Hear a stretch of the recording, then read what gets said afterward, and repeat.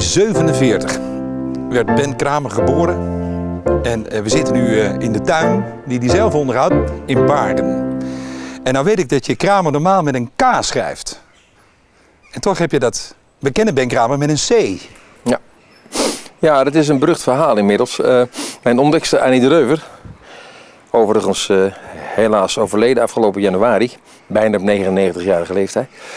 Die ontdekte mij destijds in 1967. Ze zegt, ik zie in jou een internationale carrière. Ze zegt, dan moet je jouw naam met een C schrijven. Ik zeg, waarom met een C? Dan zegt ze, Ben Kramer. En dat schrijf je met een C. Nou Annie, als jij het zegt, zal het wel zo zijn. Waren het niet dat jaren later er ooit een film kwam, Kramer versus Kramer, met een K. Dus ik bel Annie op. Ik zeg, Annie, ik weet niet wie het weet, maar je mag het ook met een K schrijven hoor. En dat is tenslotte mijn echte naam. Maar ja, toen was het leed al geschied. En ze stond die C er nog eenmaal en het stond er al jaren en het is zo gebleven. En de grap was dat Annie de Reuver mij al eerder heeft gezien destijds, maar nooit is opgevallen. Maar dan doet de Polyshow, heette dat. En hier zie je staan Paul Ostra en Annie de Reuver, Joop de Leur, Gilbert Haak en Van Overloop en de Spakelings onder leiding van Ben Kramer, 1964.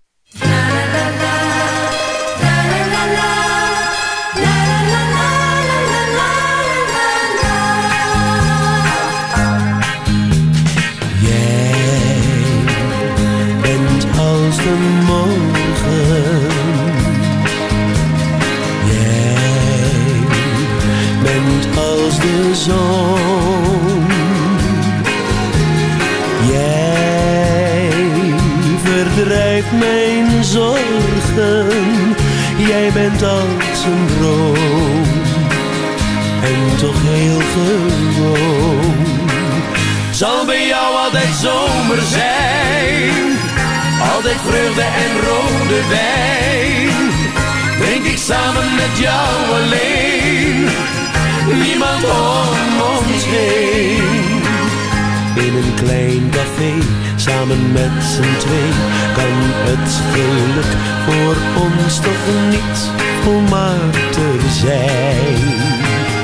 Klinkt gitaarmuziek, een beetje romantiek, het lijkt een droom en toch is alles werkelijkheid. Want zonder jou kan ik niet leven. Ik zou je alles willen geven. Jij bent als de morgen.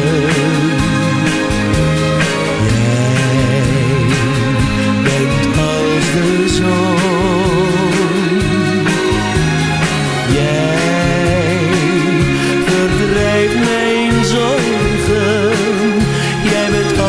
Een droom en toch heel gewoon. Zal bij jou altijd zomer zijn, altijd vreugde en rode wijn. Drink ik samen met jou alleen, niemand om ons heen. Zal bij jou altijd zomer zijn, altijd vreugde en rode wijn. Drink ik samen met jou alleen, niemand om ons heen.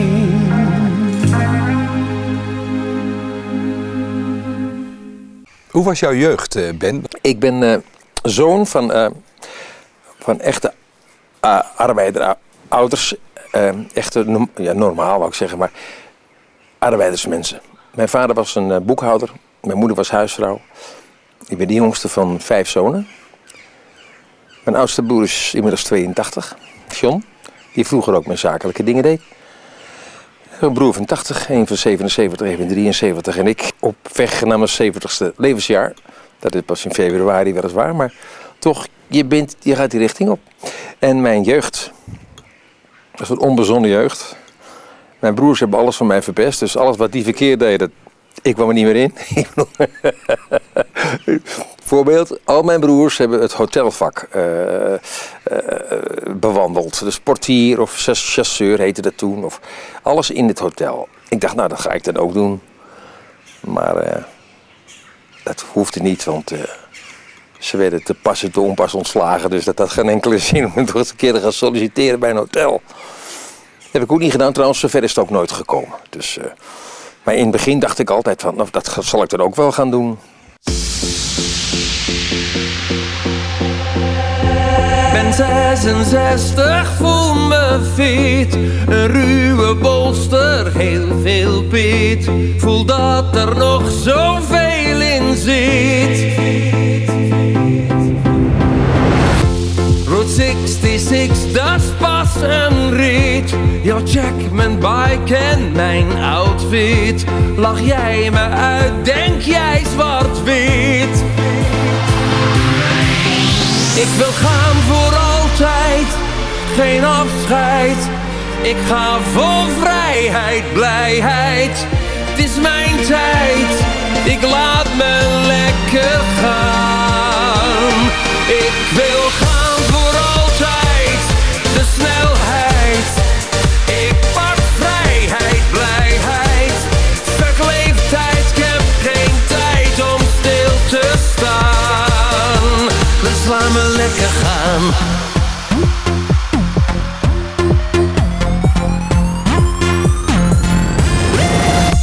Van het leven ben ik erelid. Een vrije geest, niemands bezit. Piepjong, al is mijn haarspier wit. Zo wit. Geranium, zo wat een hit. Of klikken met je kunstgebied. Ik wil niet af, niet in het gelid. No shit. Ik wil gaan voor altijd, geen afscheid. Ik ga voor vrijheid, blijheid. Het is mijn tijd, ik laat me lekker gaan.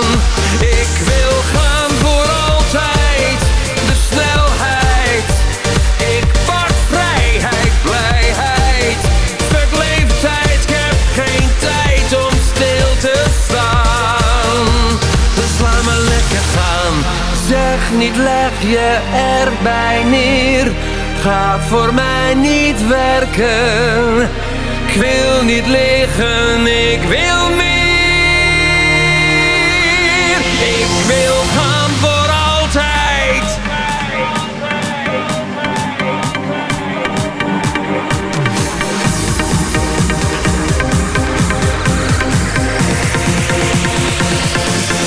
Ik wil gaan voor altijd, geen afscheid. Ik ga voor vrijheid, blijheid. Het is mijn tijd, ik laat me lekker gaan. Ik wil gaan voor altijd, de snelheid. Ik pak vrijheid, blijheid. Stuk leeftijd, ik heb geen tijd om stil te staan. Voor altijd.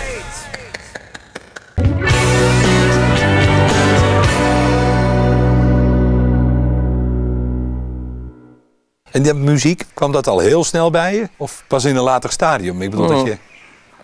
Als kind van een jaar of 6, 7, toen als wij een verjaardagsfeestje hadden thuis, dan kwam natuurlijk de hele familie en die ging in de welbekende kring zitten.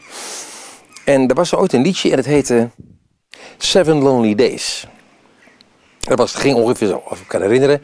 7 lonely days makes one lonely week. Ken je nog dat liedje? 7 lonely days make one lonely week. 7 lonely nights make one lonely me. En dat zong ik een beetje zo. En mijn moeder zegt, dat klinkt leuk. Toen was de visite en die ging in de kamer zitten. En ging ik naar de keuken. Want ik wilde niet dat ze me zagen. En dan zong ik dat liedje uit volle borst. Dus je had toen al plankenvrees eigenlijk? Ja, ik durfde het nog niet te laten zien. Maar niet met het idee van ik ga zanger worden, helemaal niet. Maar ik vond dat leuk. En later is dat doorgegaan vanaf de lagere school. Eindlagere school was ik 12. Het ging naar de ULO, was ik 13. En daar hadden we dus een schoolbandje. En op een goede, welbekende woensdagmiddag, want die hadden we dan vrij, fietste ik naar huis met een vriendje van mij. En die zei, wat ga jij doen vandaag? Ik zei, ja, ik heb niks te doen vanmiddag, hoezo? Nou, wij gaan muziek maken. Ik zei, muziek maken? Ja. Want wij hebben een bandje opgericht. Kom maar ook gezellig, joh. En de kanjers van de klas waren er ook, Babs en Marian. Dat waren de stukken van de klas natuurlijk. Hè. Die jongens speelden alles instrumentaal, alles van de Shadows, weet je wel.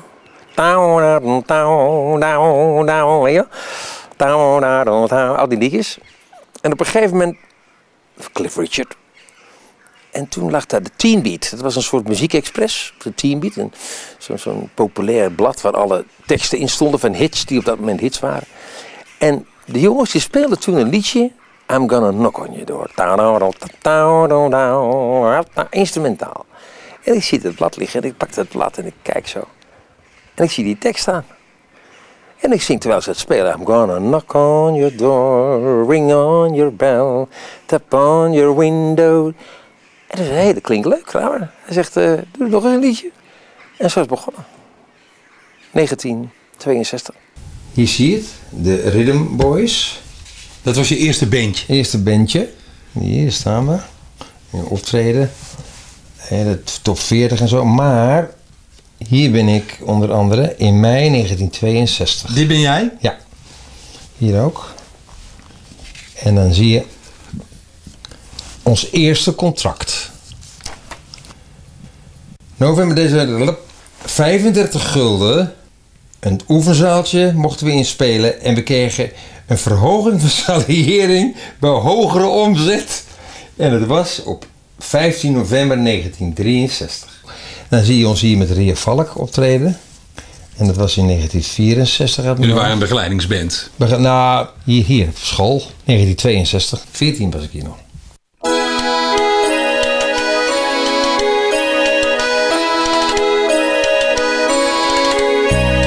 Door de straten van Parijs klinkt nog steeds dezelfde wijs van die oude muzikant.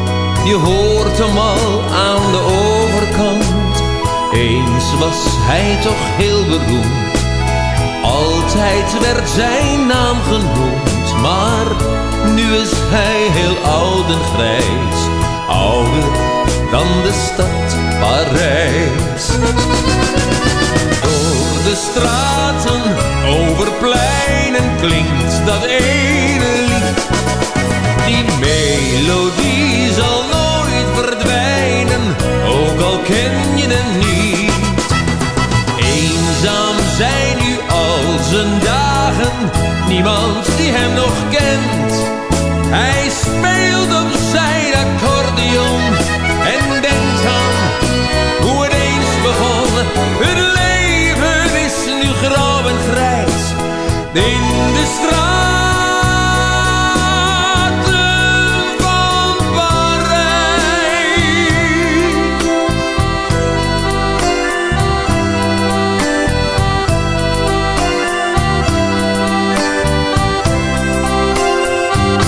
Hij was maar een clown, in het wit en in het rood. Hij was maar een clown, maar nu is hij dood. Hij lachte en sprong, in het fel geen licht. Maar onder die lach zat een droevig gezicht. De herinnering blijft aan die clown met zijn lach. Hij heeft alles gegeven tot de laatste dag. Niemand kende de pijn van zijn stille verdriet, want er was op het einde niemand die hij verliet. La la la la la.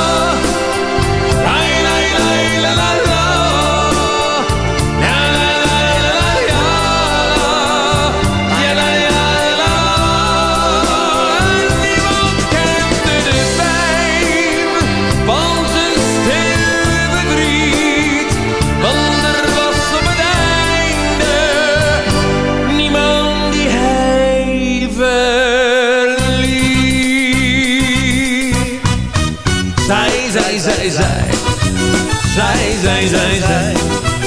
Zij, zij, zij, zij. Zij, zij, zij, zij. Italiaanse discotheken, mooie meiden schuimen bier. Zie haar dansen, vrolijk lachen, uit haar ogen straalt plezier. Bijen rokken, bruine benen, witte tanden als ze lacht. En als ik haar naar de naam vraag, fluistert zij heel zoel en zacht. Ik heet Saai. Leven het verliefd zijn, denken doe ik nu niet meer. Praten kan ik ook niet, heel mijn lichaam gaat tekeer. Slapeloze nachten, het gevoel, herinnering. Uren vol verlangen, want ik denk maar aan één ding. Zij, zij, zij, zij. Zij, zij, zij, zij. Zij, zij, zij, zij. Zij, zij, zij, zij. En leven het verliefd zijn, denken doe ik nu niet meer. Praten kan ik ook niet, heel mijn lichaam gaat een keer. Slapeloze nachten, het gevoel, herinnering. Uren vol verlangen, want ik denk maar aan één ding. Zij, zij, zij, zij. Zij, zij, zij, zij. Zij, zij, zij, zij. Zij, zij, zij, zij.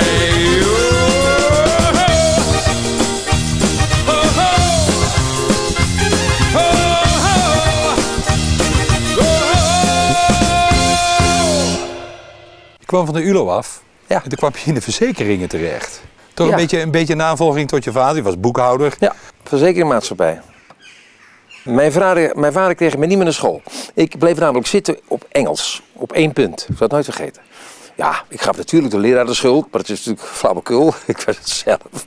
Maar ik wilde gewoon niet meer naar school. Ik was 15 en... Toen was er klaar mee. En ja, waarom moet je gaan werken? En toen kwam ik bij een verzekeringmaatschappij terecht. Als 15-jarige. Ik was 15. Op de beurs in Amsterdam. Vlak bij de Dam. En daar bracht ik de post rond en moest ik handtekeningen laten zetten onder polissen die die dag afgesloten waren. Brandverzekeringsmaatschappij, ik zat op de brandafdeling. Onze eerste talentenjacht in Rutex op het Rembrandtplein in Amsterdam. Hier heb ik 63, 64, zie je wel? Dat is echt in die periode geweest. En zeg ook de beentjes die toen heel populair waren. En nu krijg je de combinatie van mijn allereerste... ik kreeg Annie de Reuver, mijn ontdekster dus, die heeft mij toen horen optreden op het 100-jarig bestaan van de honing in Rotterdam.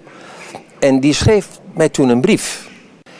En er stond in of ik auditie wilde doen voor Annie de Reuver in de studio, in de Soundpush studio in Blaricum. In de beurstijd reed ik met mijn auto, een Taunus 17M had ik toen, een station, naar Blaricum om auditie te doen.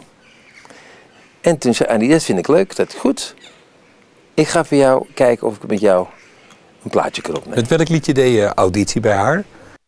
The Green Grass of Home. Tom Jones. Ja. Ja. En toen is Annie de Reuver op vakantie gegaan, diezelfde zomer. En toen was ze in Italië en toen hoorde ze een liedje op de radio. En ze kent geen woord Italiaans, maar het refreintje herkende ze wel. Dus ze ging een platenzaak in, maar ze wilde het plaatje meenemen naar Nederland. Omdat ze dacht, dat is misschien wel iets voor hem. Voor mij dus. En de zong ze dat voor de verkoper. En dan zong ze... Zij. Wat dat was, het refrein. Het liedje heette oorspronkelijk Uno Tranquillo. Zij.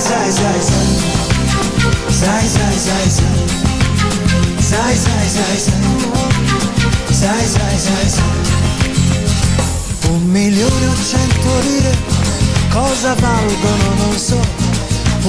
En zo heeft ze het plaatje meegenomen. En toen heeft haar man destijds, Gerard Engelsma, bekende trompetist van de Skymasters, een arrangement geschreven. Dat is mijn eerste plaat. En eigenlijk mijn hoogste notering ooit. Nummer 7 in de top 40. Het was meteen raak. De Tremolo's hebben mij zelfs gekopieerd. Met Suddenly You Love Me. Suddenly You Love Me. Daar waren de Tremolo's. Die kwam een half jaar later. Dat is trouwens nog een keer gebeurd met Tom Jones. Met het nummer Help Yourself. Ik was veel eerder. Ik was bijna een jaar eerder met Dans Met Mij. Je allereerste plaat. En er wordt ook meteen een nummer 7 notering in de top 40. Wat doet dat met je? De mensen keken je aan. Hij is op televisie geweest, in fanclub. Bij Sonja Barend. En je denkt ook, nou, dat is dus mooi meegenomen, dan maak ik dat ook eens mee. Niet weten dat ik je 50 jaar later in het vak terecht ben gekomen en dat je daar je brood al die tijd in hebt kunnen verdienen.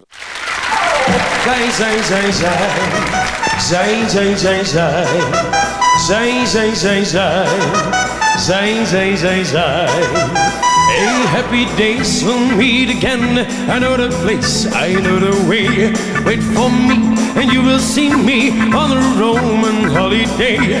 Look around the Roman apple, oh that lucky guy. It is me, you'll see the flowers, darling, listen with and try. Just believe. One and all makes two, those one and one are you and me. You know, let it always, let it always be. One and all makes two, there is no more we have to know. Well, simply as the word we used instead. Say hello, say. Say.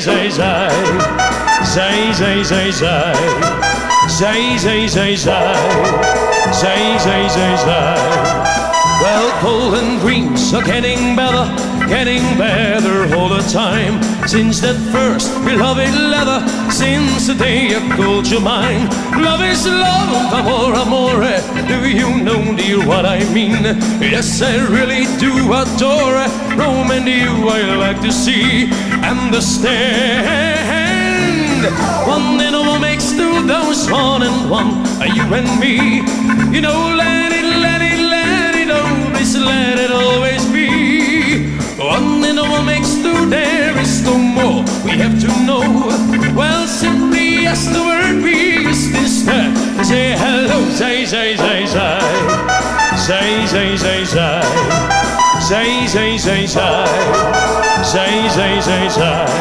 Here we go, clap your hands. That's right.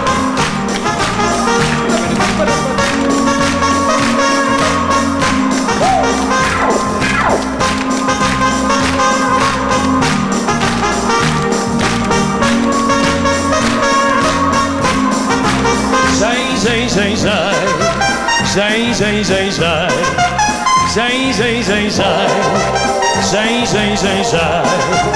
Hey, 1 en 1 is 2 en jij en ik zijn dus die twee. Wel, iets is meer belangrijk, al het andere telt niet mee. One and all makes two, there is no more we have to know. Well, simply as the word we used instead. Say hello, say. Say.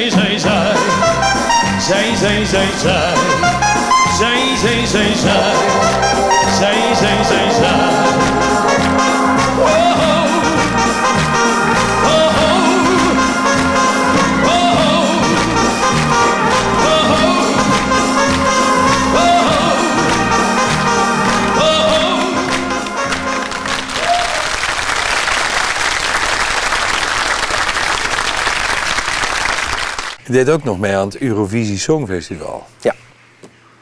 De Eurovisie 1973. De Clown was een hit in 1971. En ik mocht Nederland vertegenwoordigen in 1973. Vergeet niet, ik heb vanaf 1968 het Knokken Songfestival.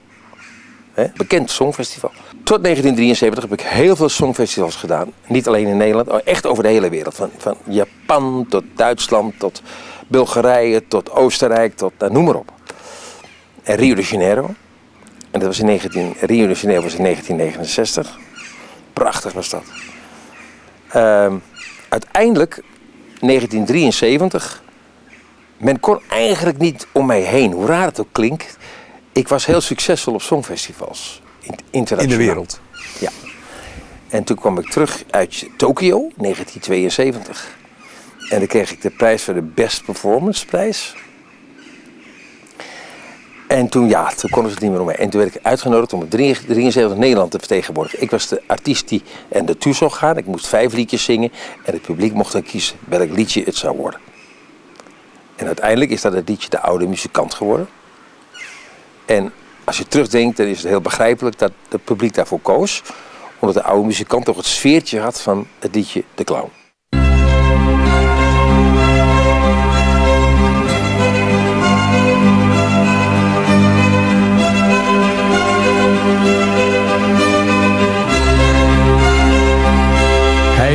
maar een clown. In het wit en in het rood. Hij was maar een clown. Maar nu is hij dood. Hij lachte en sprong in het fel gele licht. Maar onder die lach zat een droevig gezicht. De herinnering blijft aan die clown met zijn lach. Hij heeft alles gegeven tot de laatste dag. Niemand kende de pijn van zijn stille verdriet. Want er was op het einde niemand die hij verliet. Hij woonde alleen in een wagen van hout. Hij was maar een clown en zo werd hij oud. Zijn hoed was te klein en zijn schoenen te groot. Ach, hij was maar een clown, maar nu is hij dood. De herinnering blijft aan die clown met zijn lach. Hij heeft alles gegeven tot de laatste dag. Niemand kende de pijn van zijn stille verdriet. Want er was op het einde niemand die hij verliet. Op een avond, hij viel, net als elke keer. Het publiek lachte luid, maar voor hem was het uit. Hij was maar een clown, in het wit en in het rood. Hij was maar een clown, maar nu is hij dood. De herinnering blijft aan die clown met zijn lach. Hij heeft alles gegeven tot de laatste dag. Niemand kende de pijn van zijn stille verdriet. Want er was op het einde niemand die hij verliet. De herinnering blijft aan die clown met zijn lach. Hij heeft alles gegeven tot de laatste dag. Niemand kende de pijn van zijn stille verdriet. Want er was op het einde niemand die hij verliet.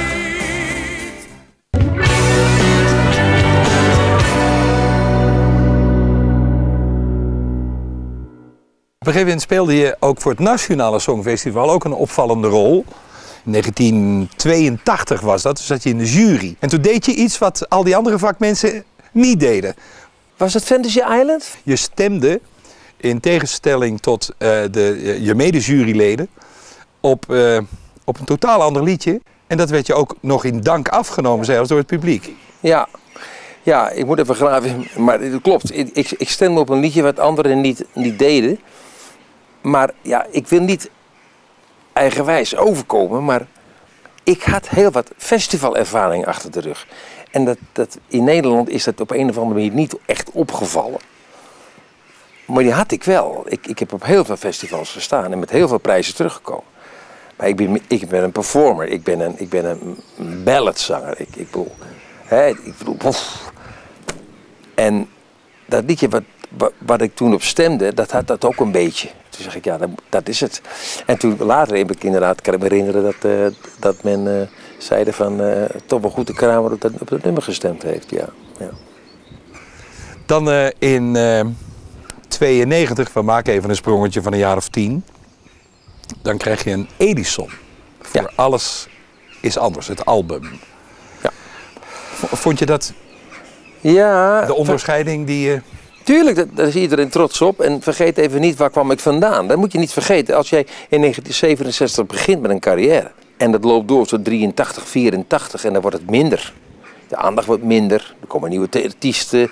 Dan ga je om je heen kijken, wat kan ik nog meer doen? Nou, misschien dat het nog aan bod komt. Maar uiteindelijk ben ik in de musical terechtgekomen. Maar ondanks dat ik musical deed, bleef ik wel platen maken. En alleen, die kwamen er niet meer doorheen op een of andere manier. Totdat ik leerde kennen Edwin Schimschijmer. Edwin Schimschijmer, een begenadigd componist. We gingen samen liedjes maken. En het is de beste, en dat durf ik nu nog steeds te zeggen, het beste album dat ik ooit gemaakt heb. En mensen, muzikale oren, die waren er echt wel hoor. En ook bij de radio. Ook bij de radio. Die bombardeerden de nummer meteen als een Edison-kandidaat. En het liedje heette ook Alles wordt anders, het album. Vol met originele Nederlandse nieuwe liedjes. Nederlandse tekst, Nederlandse taal. En ik blijf zeggen, het was de voorloper van Marco Borsato. Dat soort muziek. Alleen, daar gaan we weer. Ik kreeg wel een Edison. Maar geen hond die er eentje kocht.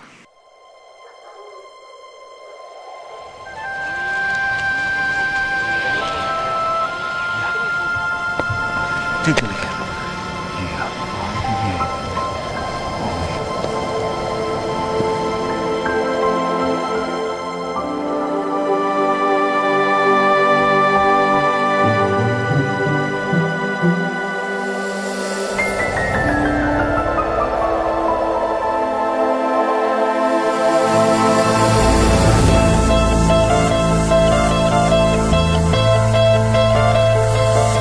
Alleen jij geeft mijn leven weer eindelijk kleur.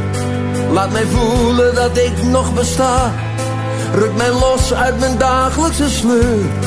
Al die stress laat de wereld vergaan. Alleen jij, alleen jij. Maakt niet uit waar ik ben, waar ik ga. Deze wereld draait snel om ons heen. Maar door jou weet ik nu waar ik sta. Voelt mijn hart niet zo koud als een steen. Niet zo leeg. Ik wil nooit meer zonder jou, nooit meer alleen. Alleen jij, alleen jij. Bent mijn oost, mijn best, bij jou wil ik zijn. Zonder jou word ik niets. Zonder jou voel ik niets. Zonder jou ben ik niets. Zonder jou zeg ik niets. Zonder jou breng ik niets. Zonder jou wil ik niets. Laat het los, laat het gaan. Ik wil elke tel bij jou zijn voortaan. Want jouw love maakt mij vrij. Heel de wereld is van jou en van mij. Wat een feest om nu bij jou te zijn. Zo bewust van het feit dat ik leef. Want voorheen was mijn wereld zo klein. De wind tilt mij op en ik zweef. Laat me gaan. Ik wil nooit meer zonder jou, bij jou vandaan. Alleen jij, alleen jij. Je bent mijn noord bij zuid, bij jou ben ik vrij. Want zonder jou word ik niets. Zonder jou voel ik niets. Zonder jou ben ik niets. Zonder jou wil ik niets.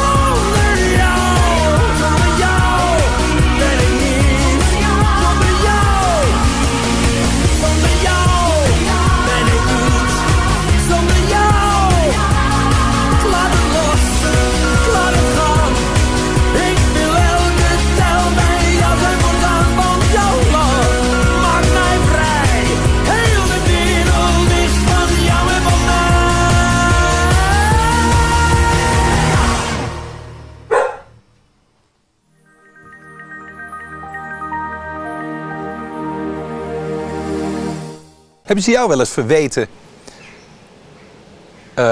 Dat hoorde ik dan wel eens. Nou ken ik je een stuk beter, dus ik weet dat het niet zo is. Maar hebben ze jou wel eens verweten dat je een bepaalde vorm van arrogantie? Ja, tuurlijk. Wat doet dat met je? Ga je je daar dan naar gedragen op een andere manier? Nee, of pas je je dan een bepaalde vorm van arrogantie, daarop? zo wordt het vertaald. Dat is het niet. Ik ben niet arrogant. Vind ik zelf, absoluut niet. Ik ben eerlijk. Alleen, veel mensen kunnen daar niet tegen. Is dat ook een beetje Nederlands? Ik weet het niet. Ik weet het niet. Wat is nou arrogantie? Ik bedoel, op het moment... Je moet niet bij me komen als ik 5 minuten voor een optreden... nog geluid moet regelen of moet soundchecken, wat dan ook. Dan moet je even wegblijven. Daar ben ik echt bezig van, jongens, staat het goed, staat het goed? Hè, daar ben ik even... Je bent aan het werk. En als ik daar nou arrogant over kom, nou jammer dan. Maar ik ben wel met iets bezig om vlak voor de kop moet. Hè? Dat is een bepaalde spanningsveld. Maar als ik een bepaalde vorm van arrogantie, moet ik het nu toch ook, zou ik het nu ook moeten hebben. Nou, de camera draait, dus draai maar af die handel. Ik heb niet het idee dat ik arrogant ben. Ik loop lang mee. En omdat ik lang meeloop, zie ik veel dingen en heb ik daar een mening over. En ik ga niet een mening zeggen, zodat iedereen het met me eens is. Dat vind ik zo flauwekul. Het is mijn mening. Je hoeft het niet met me eens te zijn. Maar moet ik daarom arrogant zijn? Ik denk niet dat dat het geval is. Nee. Je noemde het daarnet zelf al. De musical. Inderdaad, daar komen we op terug. Want je kiest ervoor uiteindelijk om veel minder solistisch te gaan doen. En voor de musical te kiezen. Dat lijkt me nogal een overgang. Het kiezen voor een musical is eigenlijk geboren uit een soort noodzaak. Je moet het voor je zien, als je al die tijd in de belangstelling staat met platen uitbrengen, dan komt er een bepaalde verzadiging in. Dan kan je 2 dingen doen. Dan kan je als een wandelende jukebox door Nederland heen blijven reizen met al je hitjes. Nou, daar hou je nog wel een tijdje uit hoor. Maar ik heb zoiets van, ik wil meer dan dat. Ik denk dat ik meer kan dan dat. Je wil er alles uithalen. Is dat arrogantie? Ik denk dat het meer kan dan dat.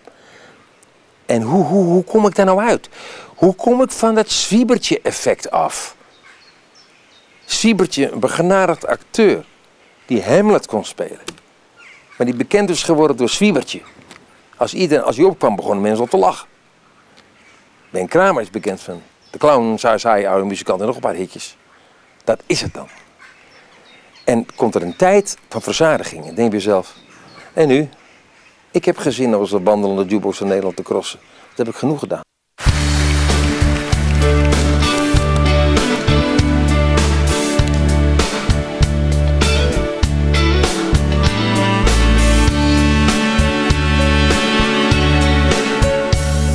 Yesterday,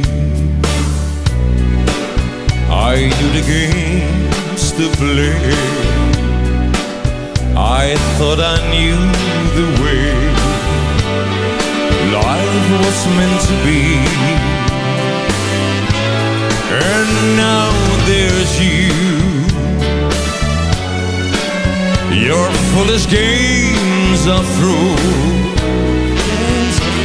Now at last I have found just what makes this old world turn around. Love is all I have to give. Love is all as long as I shall live. So take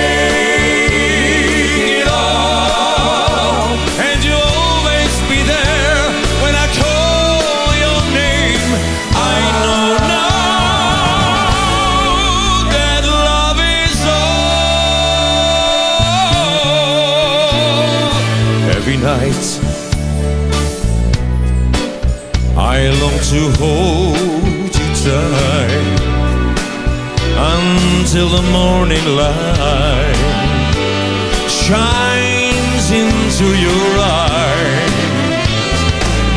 Love me now, we'll get along somehow. Won't you please take my together forever. We'll stay. Love is all I have to give. Love is all as long as I shall live.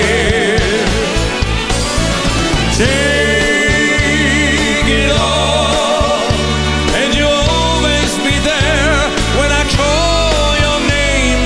I know now that love is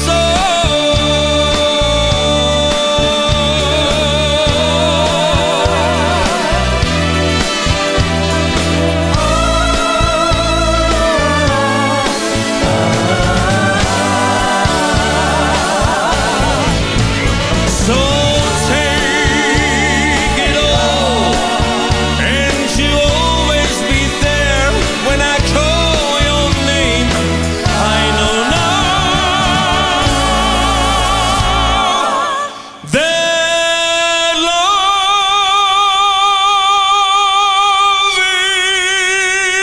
is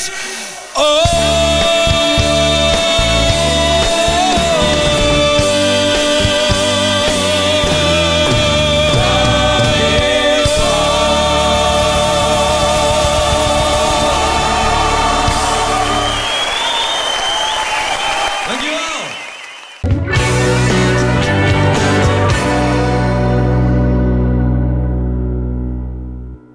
Hoe kom je daaruit? En toen ging ik om me heen kijken en toen kwam ik weer de musical in aanraking in 1985. En heb ik tussen 1985 en ik zeg bewust 1992, ik zeg ik bewust even die periode, 7 jaar lang, heb ik in diverse musicals gewerkt. Ik begon in Nederland bij Noois Volkstheater, in Holland Stad en Huis. Dat was het, met Wim Bama onder andere. Alleen, en Hans Boskamp. Dat duurde een half jaar. En toen ging ik in België, kwam toen op een gegeven moment audities voor de rol van Juan Perón in de musical Evita. En daar werd ik voor aangenomen. Koninklijk Ballet van Vlaanderen. Ik kreeg een brief van Belinda Lapon, ze waren daar de scepter, en die zei tegen me: Ben, dat je kan zingen, dat weten we wel, maar in hoeverre kun je Ben Kramer wegwerken? En toen heb ik auditie gedaan. En toen had ik de mazzel dat er een Amerikaan was, Rufus Collins, helaas niet meer onder ons. En die zag mij zingen en die kende mij niet. En dat is mijn geluk geweest. Hij had ook geen vooroordelen. Hij kende mij niet. Hij zag er iemand en die deed iets. En dat vond hij goed. Om even snel door die hele toestand heen te gaan. Toen dacht ik, wauw, wat een mooie rol. Perron, die heb ik toen ook gespeeld. En toen kwam Les Miserables naar Nederland in 1990. En toen dacht ik, wauw, daar ga ik auditie voor doen. Een mooie rol. Javert was dat. Prachtige rol. Ik heb een goede auditie gedaan, ik ben niet aangenomen. Dat waren weer die vooroordelen. Ben Kramer van de Clown, die kan toch niet in één keer Javert gaan spelen. Dus ik moest dat wegpoetsen. Hoe? En toen lukte me dat niet. Althans in Nederland niet. En toen was ik best wel een beetje gedesillusioneerd. En toen heb ik mijn spaarcentjes bij elkaar genomen. En toen heb ik materiaal gemaakt voor het buitenland. En toen ben ik naar Amerika gegaan. Gewoon in mijn uppie naar Amerika. Naar een contact die mijn broer destijds gelegd had. Want ik was in 1972 al eerder bij Amerika geweest. Dat we overigens vergeten. Maar ik 3 maanden opgetreden heb in Las Vegas. Maar goed, dat hebben we daar. Dus ik ging terug naar Amerika. En ik kreeg daar de rol van Juan Perón in de musical Evita. Ik stond als kind al in de duinen, stil te staren naar de zee. Al zo lang nemen de golven mijn problemen met zich mee. Naar een plek waar wat me dwars zit zo verdrinkt. En een zon zo rood als bloed in zee verzinkt. Op die grens van lucht en water, op die grens van nu en later. Daar bestaat waarvan je dromen kan als mens. Op de toppen van de golven, onder wolken lucht bedolven, drijft haast onbereikbaar ver je grootste wens. Het leven dat, hoe ik ook wachtte, nooit begon. Achter de horizon.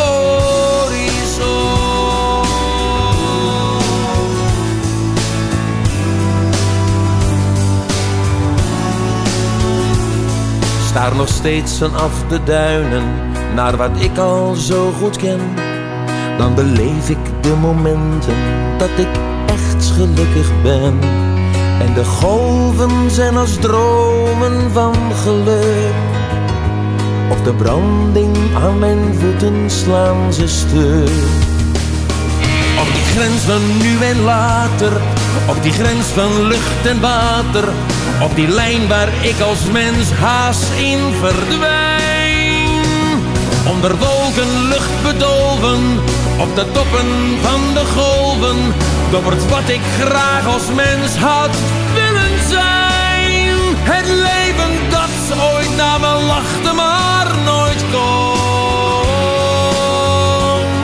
Ik weet, als ik de horizon bekijk, mijn droom van toen ligt buiten mijn bereik. Op die grens van lucht en water, achter de horizon. Leven dromen die ik nooit heb gehad. Buiten mijn bereik.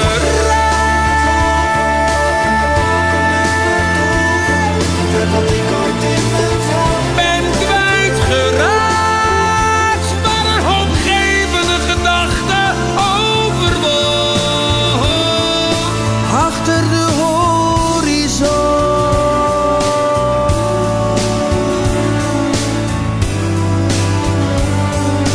Achter de horizon.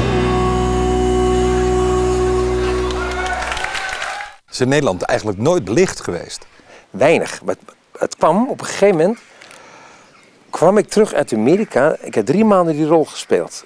En toen, een week later, ging de telefoon of ik hem nog een keer wilde spelen in San Francisco. En ik terug naar San Francisco. In Nederland wist men er niets van. Ik vond het ook helemaal niet nodig om dat te laten weten. Omdat destijds in 1972 ik al met de grond gelijk werd gemaakt. Omdat Ben Crowley in Amerika 3 maanden in Las Vegas stond. Is Nederland in één keer te klein? Dan gaan we weer. Forget it, dacht ik bij mezelf. Hoe was die ervaring? Dat was, ja. Dus ik ging die musical nog een keer doen. En toen zat ik in het vliegtuig. En toen was er een man, die kende ik niet. En die sprak mij aan. En ik zeg, hallo Ben. Ik zeg, nou, tijdens het gesprek kom ik al achter wie die man is. Wat ga je doen? Ik zeg, nou, ik ga in Amerika nog. Ik heb verteld dat verhaal over die. Bleek dus een journalist te zijn. En die heeft het verteld in Nederland. Journalist van? Hè? Een journalist van? Ja, het weet ik weet niet meer wie dit was. Maar wat ik wel weet is dat een maand later Joop Vertellingen naast me stond. In Amerika om foto's te nemen. En toen kwam ik terug uit Amerika. Na 3 maanden weer. En toen kwamen de audities voor de Phantom. Ik werd dus aangenomen. En ik moet je zeggen, dat was een enorme overwinning. En Phantom heeft dan 3 jaar gespeeld in Nederland. En dat is eigenlijk mijn stempel neer kunnen zetten als musicalartiest. Denk erom, 1993 en ik 85. Dus ik heb er 8 jaar over gedaan om die clown weg te werken. En dat de kinderen hier voor de deur voorbij fietsten. Terwijl ik mijn autootje stond schoon te maken. Want ook dat doe ik nog steeds. Dat ze zongen van... Het spookt hier in de opera. En ik dacht, wauw, dit is goed. Het spookt hier in de opera, het spookt ook door jou.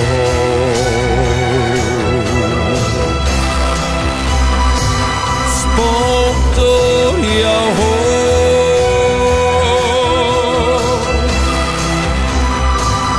Ja, door jou.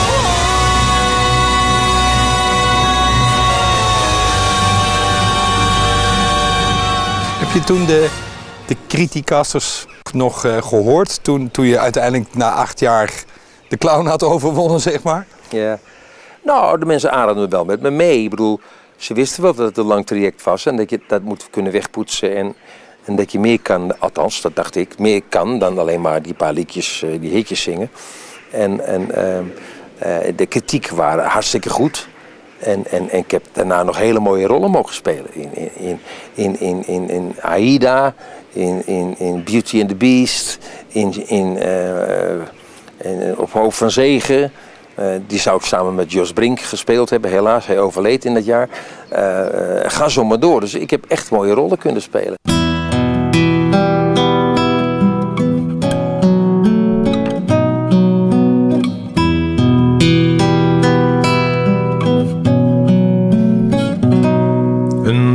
portret, een souvenir. Ons rendezvous, jij daar en ik ben hier. Ik stel mij voor hoe het zou zijn. Jij bent de maan, mijn spiegelbeeld, die op mij wacht.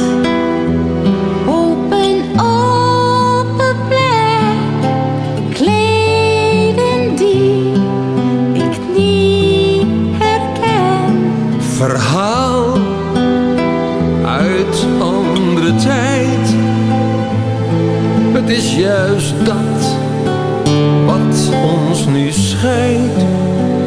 Een andere jij, een andere ik. Slechts een herinnering.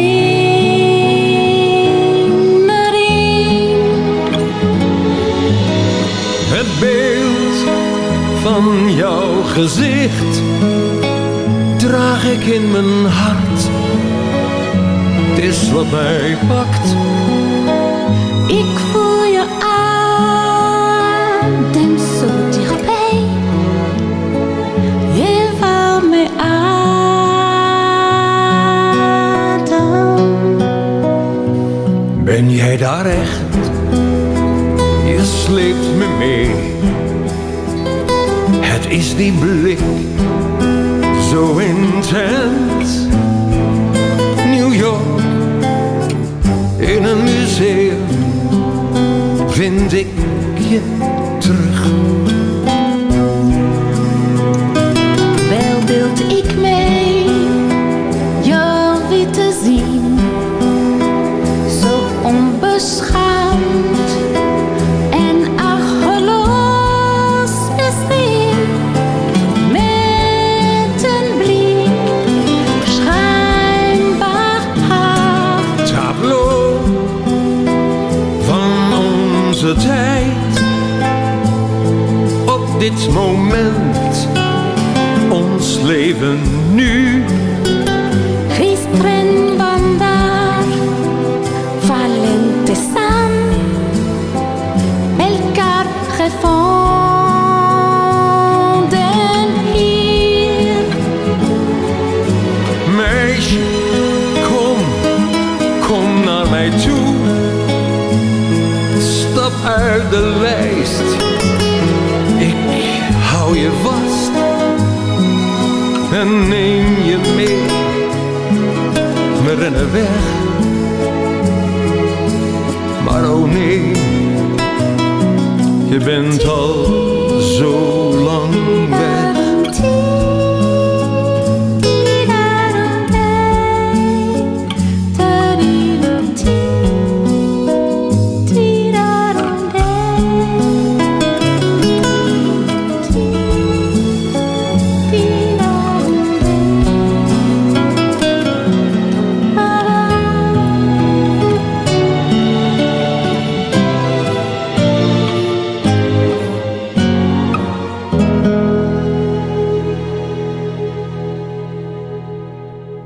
We hebben het heel veel over muziek.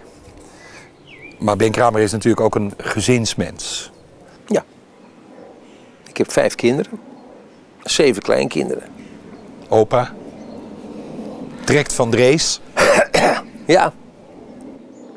Al ruim 4 jaar loop ik in de AOW, hè? Ja, AOW. Ik wou zeggen WW.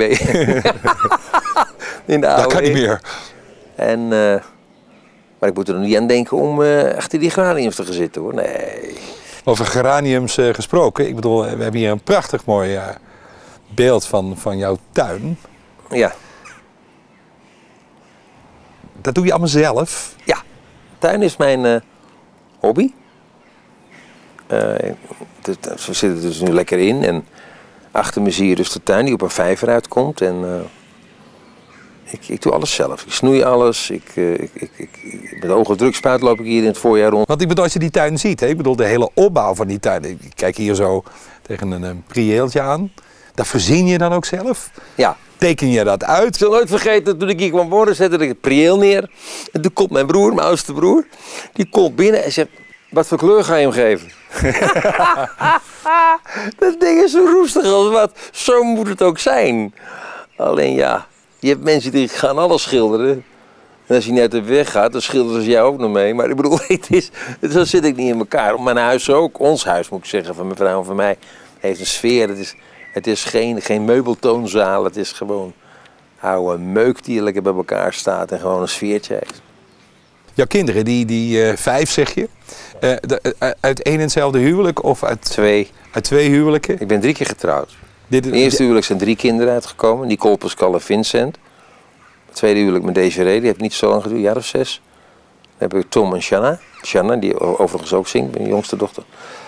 En met dit huwelijk waren er geen kinderen. Je ene dochter die zingt, die heeft toen ook nog meegedaan volgens mij aan The Voice. Ja.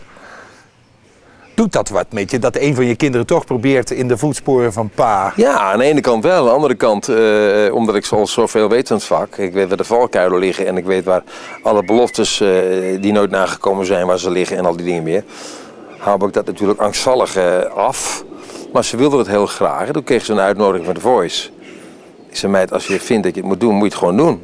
Alleen ik heb gewoon getracht om haar enigszins toch wel voor te bereiden op dat gebeuren. En ze heeft het heel, heel goed gedaan.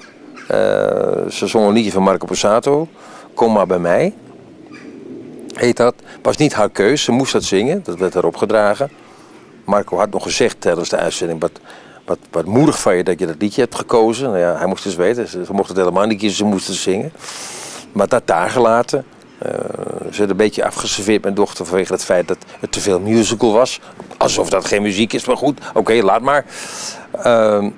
Dus ik ben er best wel trots op. En mijn dochter werkt nu bij een, ik zal geen namen noemen, maar bij een groot pretpark. Waar ze dus ook de entertainment voor de rekening neemt. En af en toe dan zingen we samen ook wel eens een duetje. Ja. De wereld lang, je weet hoe dat voelt. De avondzon, je weet hoe dat voelt. Wolken woest en wollig wit, je weet wat ik voel. Wat een leven, wat een wonder, dit is leven.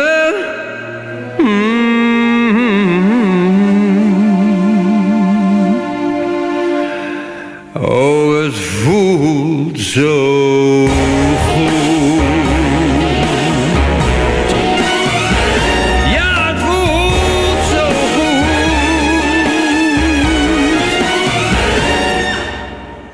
Zout op mijn huid, je weet hoe dat voelt. Zoet zomerfruit, je weet hoe dat voelt. Zon en water, wijn en zee, je weet wat ik bedoel. Wat een leven, dit is leven, dit is liefde. En het voelt zo goed.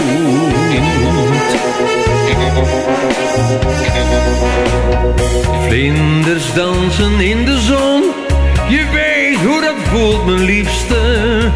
Geur van bloesem, zoet en zacht, dat is wat ik voel. Zorgeloze lange nachten, zo zwoel. Wat een leven, dit is leven, een nieuw leven voor mij.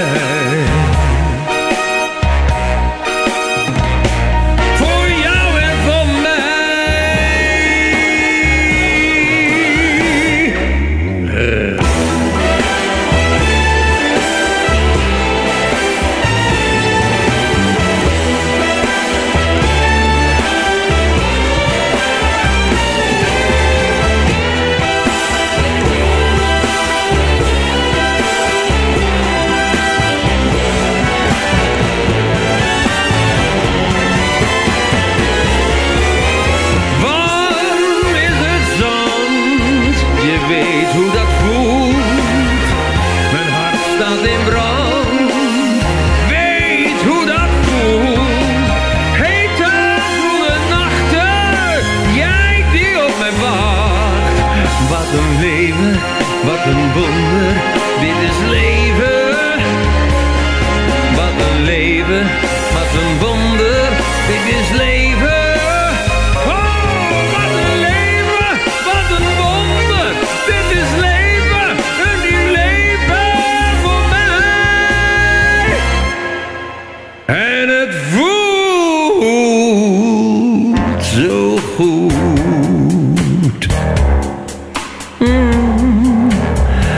Het voelt zo goed.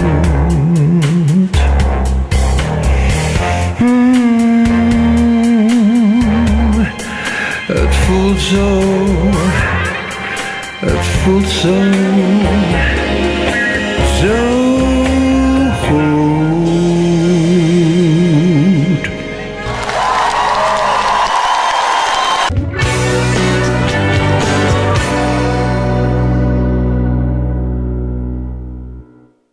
Wat zou jouw met alle ervaring die je hebt, het belangrijkste advies zijn aan goed nieuw talent? Die aan de vooravond staan van door te breken, bekend te worden bij het grote publiek.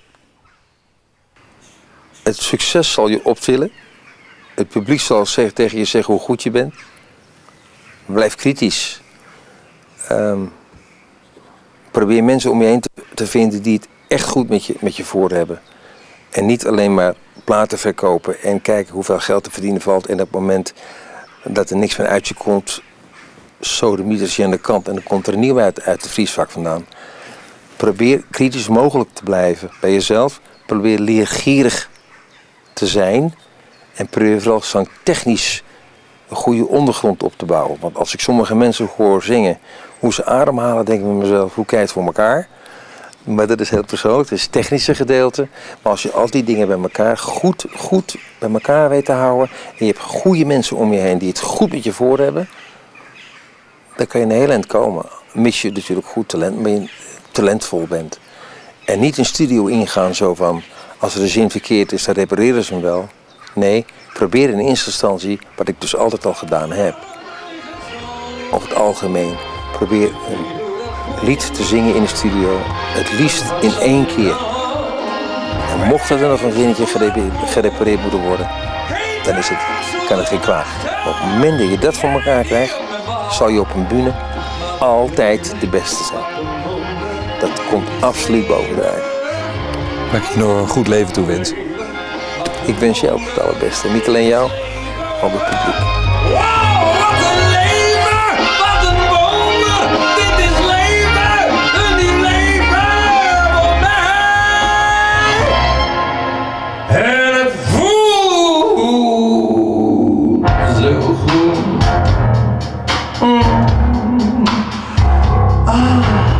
Het voelt zo goed.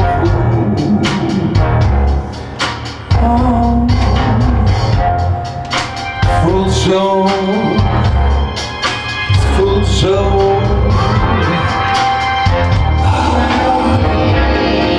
Het voelt zo goed. Ja.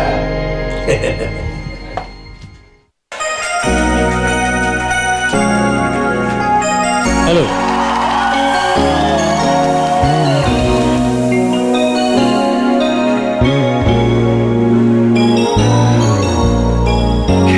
Sterk vermoeden, het voelt opeens zo raar. Je doet zo vreemd, ik hoor het aan je stem. Is er soms een ander, is dat wat ik denk nu waar? Zo ja, kies je dan voor mij of toch voor hem? Zeg me wat er is en laat me niet in het ongewisse. Zeg het nu, dan weet ik waar ik sta. Want weet je, ik weet niet of ik zonder jou kan leven. Jij en ik, het voelt zo vertrouwd. Ik weet niet hoe ik zonder jou moet leven. We hebben samen zoveel opgebouwd.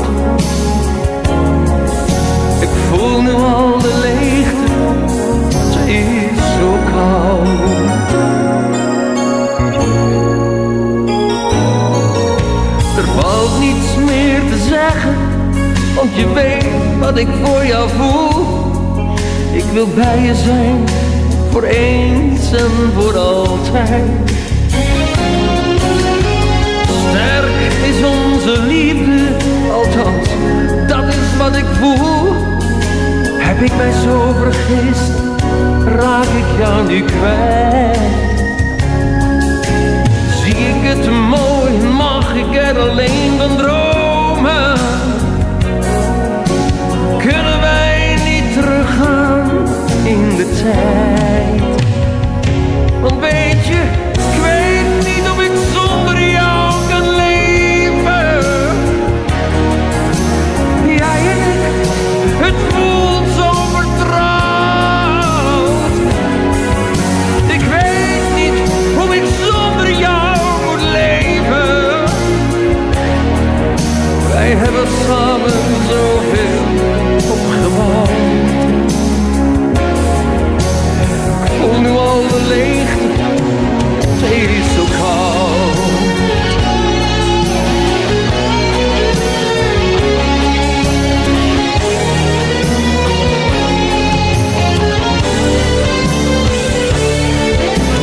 Zie ik het mooi en mag ik er alleen van dromen? Kunnen we niet teruggaan in de tijd? Want weet je, ik weet niet of ik zonder jou kan leven. Jij en ik, het voelt zo vertrouwd. Ik weet niet hoe ik zonder jou moet leven. Wij hebben samen zoveel opgebouwd. Ik voel nu al de leegte. Die leegte zo